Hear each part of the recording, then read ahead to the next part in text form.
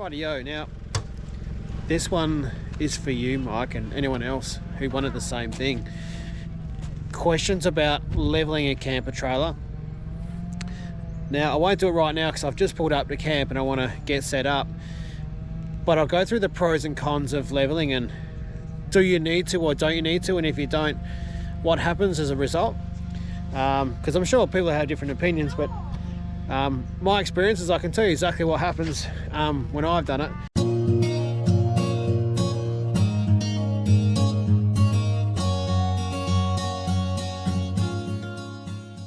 As you can see there, and I hope it shows on camera, the ground is sort of going down a bit that way. Things you can use, yes, you got there's sort of ramps and those types of things, which are great. They cost money though.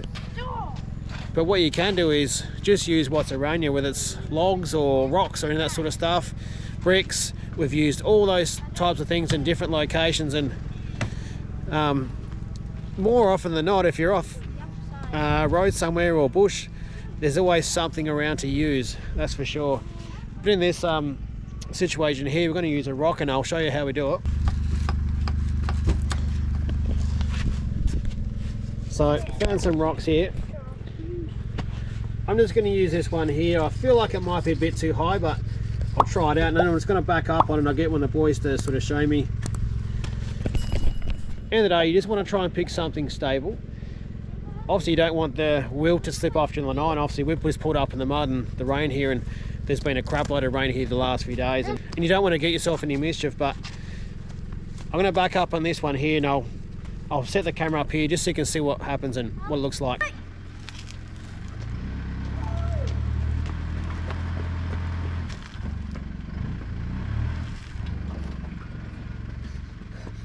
Righto, now I got that backed up. You won't believe what happened. I'm backing out and suddenly it's like, Dad, need your help. Footy's gone in the river. So, I'll show you in a sec. There's hundreds of meters of bloody land here. Somehow the footy goes in the river. Can you believe it? Kicking there and it bounced like 20 times. Yeah. Only so slow we couldn't get it. Anyway, I'm at Puffs. We got in there, we saved it. We saved the day. Zach had his socks and shoes off and got in there, but back on it. So here we are. So that's the front view, the rock there. And there's the back view, so it's nice and sturdy. Now, when it comes to leveling, for me, it's real bloody simple. Close enough is good enough. So you see there, that's pretty close, and I'm happy with that. So basically it's pretty level that way. And what I'll do now is use the jockey wheel on the front there. That'll prop it up, and I'll sit down and stand a bit like that. Jockey wheel will pop it back up straight and we'll be good to go. The next part of the leveling bit here, sort of see it, looks pretty close. I might just go down a bit at the front, but this is all I do. I sort of have a look at, it's easy to get confused, but it's the top bit here that I'm looking at. And for me, if it's close enough by eye, that's good enough. Now I know people use, there's different apps available you can use to level things, and there's all sorts of technology available, but for me, by eye, that's fine. That's good enough. But anyway, we'll get set up here, and I'll see if I can get back to, once we got all this sorted out, and I'll go through the pros and cons of what can happen and what you can expect when you don't level it properly. So as you can see there's heaps of options. Just have a look around wherever you are. I'm sure there's got to be something there you can use. For us, rocks or logs or big branches, those types of things, they're our go-to when we're out there, and we don't carry any ramps or any of that sort of stuff. While they obviously can be pretty good, you got the money to buy them, but again, if you haven't got the money, or you got limitations in regards to space and what you can carry, have a look around you. More often than not, there'll be something you can use, and we've never used a ramp or anything like that, and we've gotten by. However, something I didn't cover off was stabiliser legs. Now, you're not supposed to use your stabiliser legs once it's in, and using the stabiliser legs to push a side up or a front or a back, whatever it is.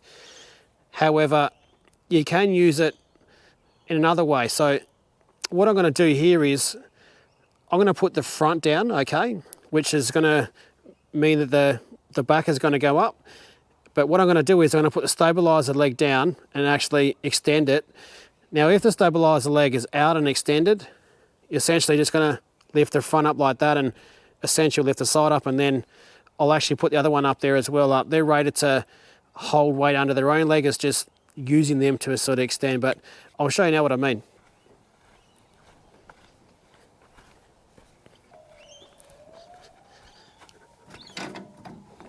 Oops. So I'm just going to put this all the way down here.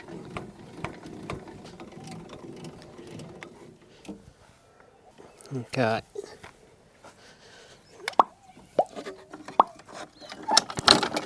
Go.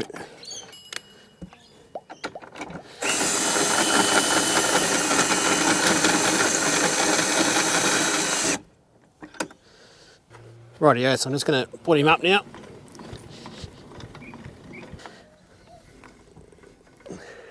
Alright, let's chuck this one down.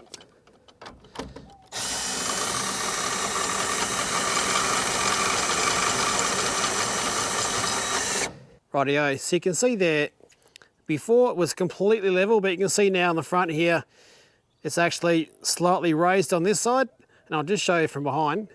Okay, so you can see from the back there, it's slightly higher on this side here. It goes all the way down there.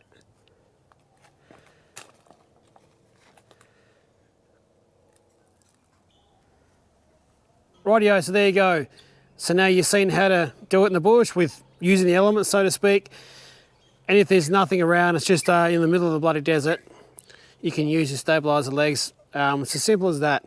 Now, I wouldn't do that on a longer vehicle, like a caravan or something like that, because camper trailer is a bit shorter, so the flex isn't so much a problem.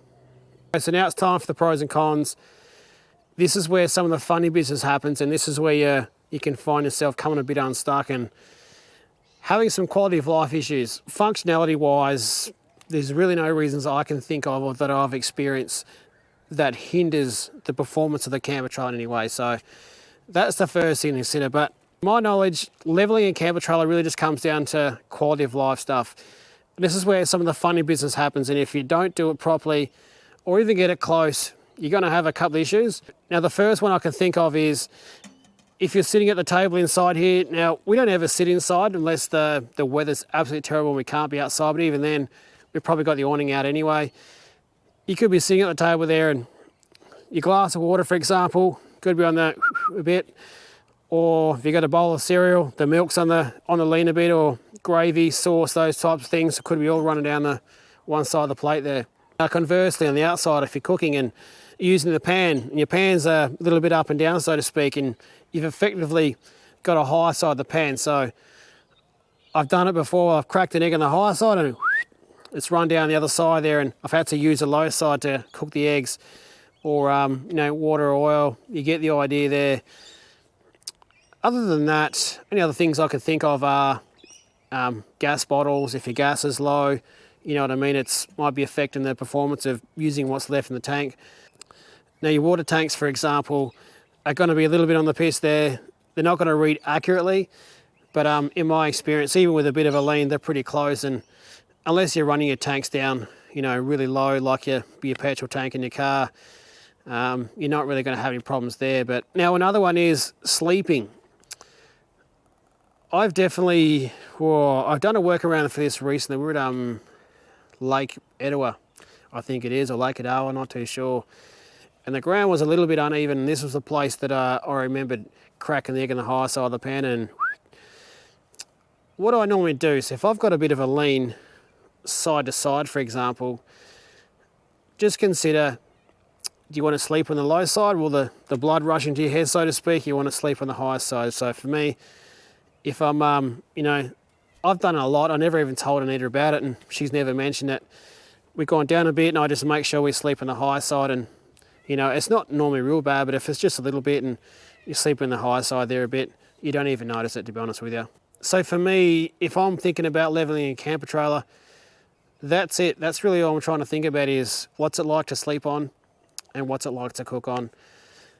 Eating on it, think about that if you use the table inside, but if you don't, that doesn't bloody matter to you.